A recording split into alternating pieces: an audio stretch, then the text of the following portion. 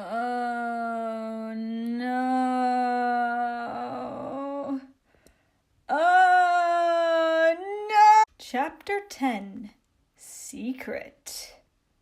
I'm scared. Feliciano was lying on the grass, waiting for his friends to arrive so they could have lunch together. While he was waiting, he was thinking about how his relationship with Ludwig was developing. The day we both confessed our feelings, my heart was filled with joy.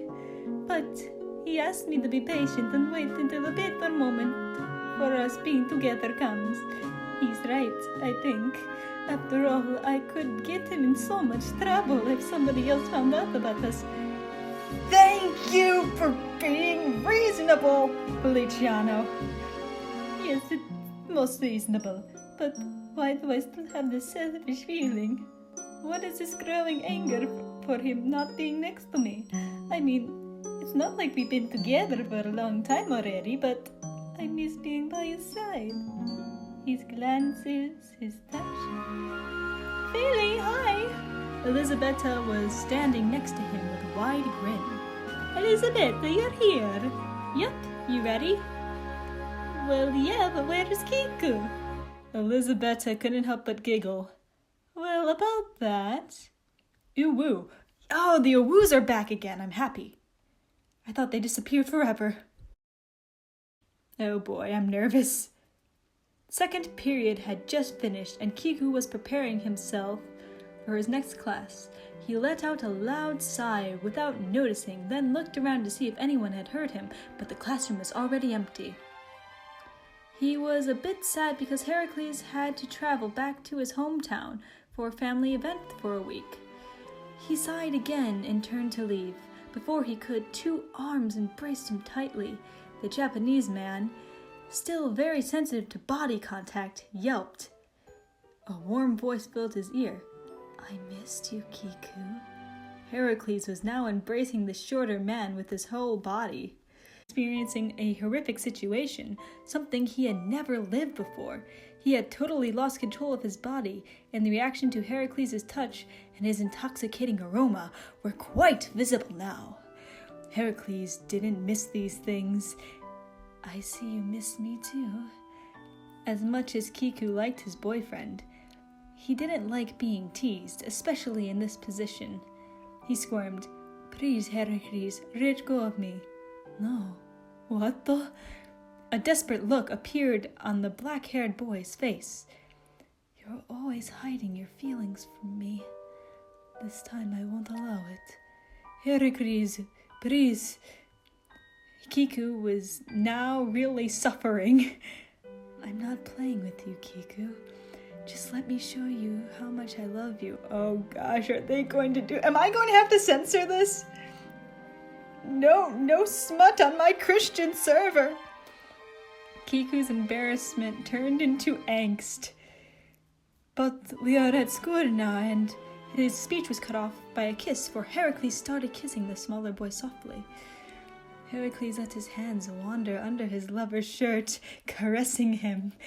This just caused Kiku's ear... Okay, maybe I have to censor this. Warning label. Here. Okay, I'm going to try my best to censor this. This just caused Kiku's, election to grow more. Heracles massaged the member to see his boyfriend's reaction. A few more seconds of sweet kissing, Kiku gave up struggling, transforming into another person. Somebody quite different from his usual self. He put his arms around Heracles' neck, pulling him down to his height for a more ardent kiss. Then he threw the legs around the other's waist. Heracles took his chance to carry Kiku to the desk, so he was now on top of him. Oh, this is kinky! When they had to break the kiss for some air, he gave his lover a mischievous grin. I don't know you. Kiku, who is now fully into the game, answered with a provocative smile. You provoked this. Then I'll try to make it happen more often. Kiku just smiled and started kissing him again. Suddenly, the door opened, making the two suddenly stop. What do you kids think you're doing? Kiku arranged his clothes nervously while Heracles was very calm.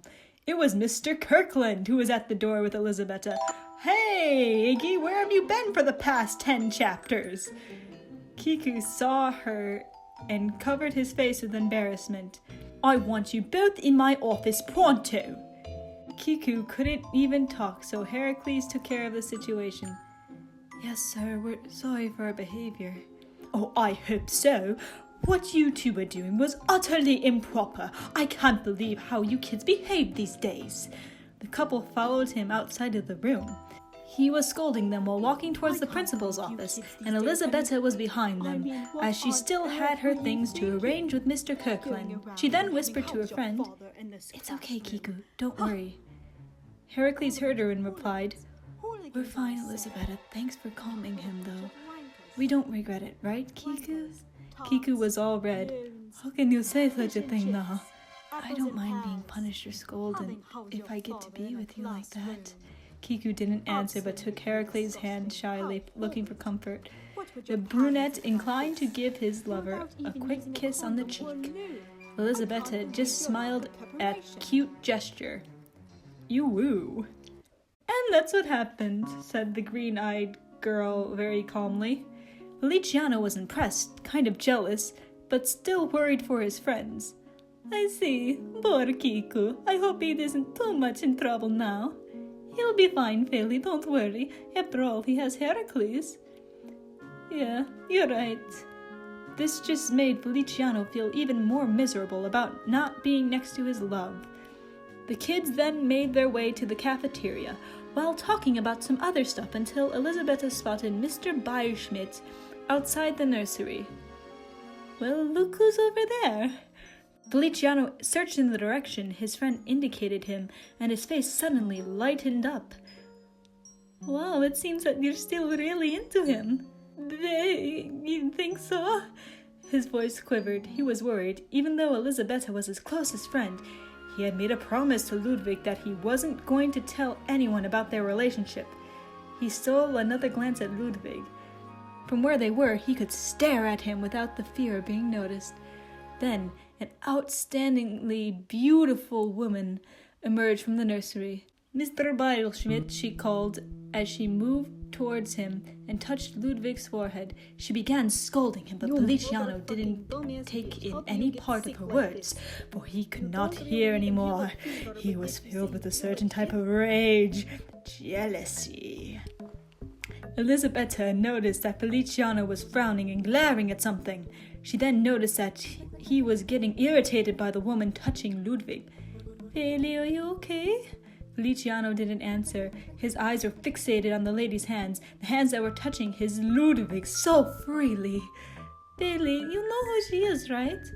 "No," he said dryly, not breaking his line of sight. Ludwig was smiling at her. Smiling? How could he? What did he think he was doing flirting with this woman? Elisabetta, afraid of her friend's growing anger, tried to explain to him. "She's Hetalia, the school nurse, and a good person. Many people say she's kind of scary, and the rumor has it that, even though she's so beautiful, she hasn't had a relationship because she's in love with her older brother. What a freak, right?" Aw, that means Russia might not be in the story. Oh well. "Really?"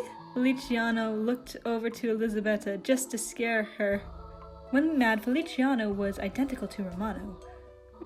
"Well, maybe he has a fever? Yeah, maybe he's sick?" Feliciano's a jealous little bitch. "Well, anyways, he's letting her touch him, right?" Elisabetta gulped. "Well, and he's even smiling at her. Isn't it weird?" Then the bell rang. "Oh, well, I have to go, Feli. I'll see you later." Elisabetta took this chance to run away. Feliciano stayed in the same spot until Ludwig left Hetalia. He was no longer annoyed, but disappointed. Doesn't he care about how he feels? Ooh. It was math class now, and Feliciano was sitting in his usual seat next to a nervous Elisabetta. It looked like Kiku had been sent home with Heracles due to their awkward incident earlier today. Feliciano was feeling uneasy. Ludwig hadn't arrived yet. It was strange since he was so strict about punctuality and such. Suddenly, the door opened. Feliciano whipped his head around to see Ludwig at the door, but it wasn't Ludwig. Instead, the principal entered the classroom with a tall blonde man in tow. "I'm afraid Mr. Beierschmidt wasn't feeling very well. Mr. Jones will be taking over the rest of his lessons for today." Oh, he's a teacher. Oh, I like this. This is creative. I like it. "Hey, you guys! I'm normally teaching the physics course, but I'll cover for Mr. Beilschmidt." "Thanks for the help, again," Mr. Kirkland said. I am getting US-UK vibes. I mean, I got them at the beginning of the story. I'm still getting them. I'm gonna see if I'm right later. "No problem, man. I'm always here to save the day. Ha ha ha!" Mr. Kirkland then hit Mr. Jones in the back with more force than he realized. "I'll leave you to the students then." Elisabetta turned to Feliciano. "No wonder why Principal Kirkland dislikes this guy so much. He's kind of a character." Feliciano didn't even look at her. He sighed. "The last thing I need is a loud guy shouting and yelling for an hour and a half." Elisabetta didn't dare say anything else, but she was laughing inside. Feli wasn't such a quiet boy himself. Feliciano was truly enraged right now. His whole aura changed with his mood. This was scaring people around him. During the class, Feliciano didn't even bother to open his notebook or take notes on the lesson. He fixated his glance on the board and slipped deep into his thoughts with a frown on his face. "Sick, sure. As if I was going to believe that. He surely found somebody to take care of him, after all. Hetalia might be a lunatic, but she's very attractive. That best." When he was about to finish his sentence, he realized how much he sounded like his brother and got scared of himself. "I'm being unreasonable." "Yeah, no, durr! It's just my mind playing a tricks. Why was I so angry? I never felt like this before. It's if I was jealous," said Elisabetta. She had been trying to talk to Feliciano. "Sorry, what did you say, Ellie?" The girl sighed in relief that her friend was back. "It's just that I think you're taking this thing from Mr. Beierschmidt too serious, and well, you shouldn't let it get to you like this. Maybe you're right. I'm sorry about how I treated you. It was very rude of me." "Don't worry, Feli. We all have our days." "Ew, woo." "Hey, Feliciano!"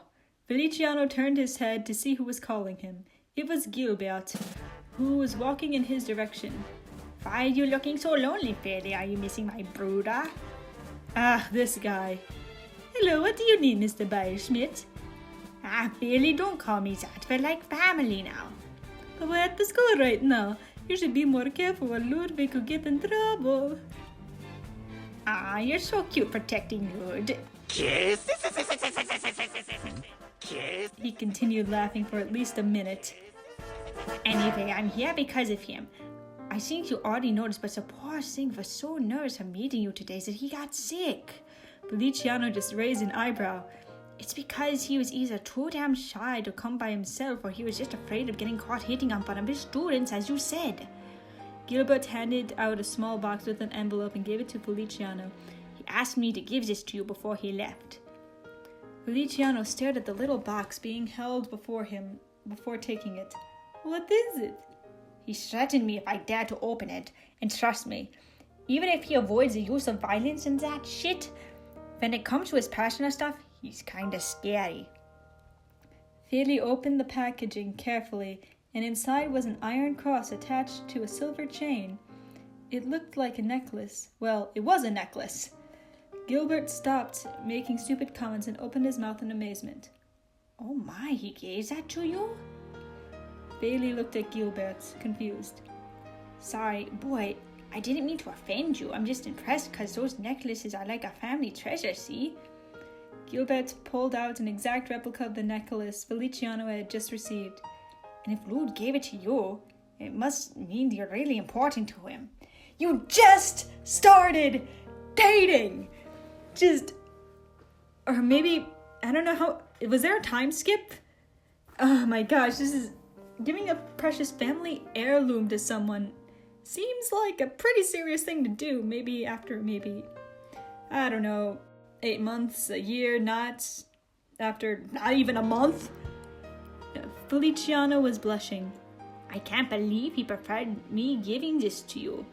He lost the opportunity to see that cute expression of yours. Gilbert patted the shorter boy's head. Please, Gilbert, don't mock me. Should I give him something in return to show him that he's very important to me as well? Gilbert smiled. It seemed that the feelings of this boy towards his brother were pure and sincere. He was glad that Ludwig found a person like him. He then cleared his throat as if he was going to say something important, which Feliciano hoped for. It's up to you, Feli. What is wrong with this guy? What? But I don't know what to get him. Maybe you should have, I don't know, dated him longer. Gilbert turned on his heels to leave. My job here is done. I leave it to you. I know you'll impress him. Gilbert, please. Bye-bye, Feli. Gilbert then sped off, cackling his sound.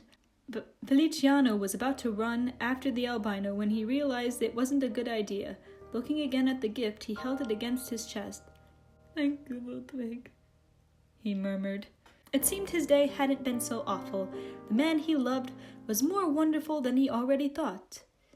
Who are you talking to, idiot? Feli gasped when he heard his brother's voice. He nearly dropped the box, too. Quickly, he hid it behind his back. Romano, I was just... And what are you hiding behind her back? Nothing. Don't hide things from me. Really, it's nothing. Romano was all over his brother, trying to reach for whatever the younger Italian was hiding, and Feliciano was desperately trying to run away from the situation. Then somebody approached them. Romanito, you forgot your... Antonio stood in front of the brothers, staring at the scene. Oh, please don't mind me. Keep on whatever you were doing. Seeing you together like this just made my day. Do you like... No. The incest is not good, Antonio! It was then that Romano realized he and Feliciano were in some kind of compromising position. Incest is not wincest, Antonio! He stood up and screamed at the elder man. You sick bastard, you'll pay for this. And I've told you I hate you calling me Romanito. No, don't get so mad, Romano. I just thought you looked cute. I'm not a cute idiot, I'll kill you. Even your lessons are over, you shouldn't be so loud in here, amor, sang the Spanish boy, taking the Italian chin in his hand. Romano tossed the hand away aggressively. What did you just say, bastard? Bailey used this opportunity to run away. I'm threatened hobo company, okay? What? No, where do you think you're going? We are not done yet. It was too late. The younger Italian had already run off. Antonio hugged Romano. Oh, Roma, don't leave me just yet. I haven't seen you all day. Don't touch me, idiot. Aren't you worried about someone seeing us? Antonio pulled Romano inside the empty classroom and kissed him sensually. As they parted for air, Romano said with a blush on his cheeks, I hate you, bastard. Well, yo te amo mucho, Romano. Romano did understand these words, and the blush on his face was now an even darker shade of crimson. Shut up, you idiot, Romano murmured and kissed Antonio again, taking him by surprise. Ew. Feli arrived at home. He wasn't surprised to see that Romano hadn't arrived yet, even though he had the car. He went directly to his room, not bothering to change or eat anything, just to stare at the present that Ludwig had just given to him. He took out the necklace and put it on. When he did so, a paper fell from the little box. He picked it up. Was it a letter? He unfolded the paper and read its contents. It was from Ludwig. Feli, I know what I'm asking you isn't fair, and for that forgive me. But as much as I want to be with you, I can't let anything get between us. So that's why I want you to be patient. We'll be together soon. Please accept this gift. It means a lot to me, just as you. I love you, Ludwig. Tears of happiness rolled down his cheeks. Feliciano was now sure of Ludwig's love, and he would never doubt about it again. He stared at himself in the mirror, seeing how the ornaments look on him. He then recalled seeing the cross dangling from Ludwig's neck the night he slept at his place. He looks better wearing it. Then he heard banging from the front door. Feliciano! Not again. He placed the cross inside his shirt, making sure it wasn't seen, and hid the note in his pocket. When he was going down the stairs, he saw his brother already waiting for him. Romano, you scared me.